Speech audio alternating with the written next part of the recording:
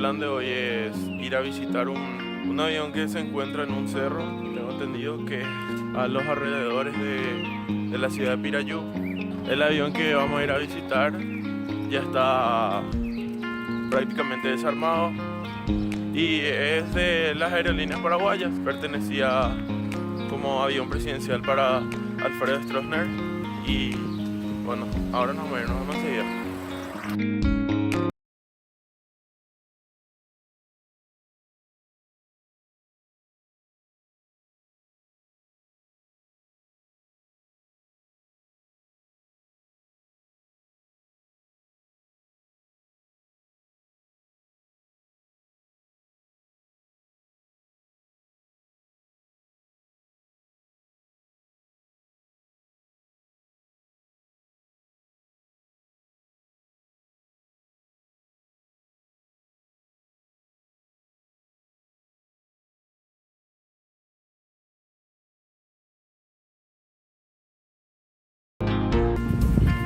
Bueno gente, ya llegamos ya a la ciudad de Pirayú.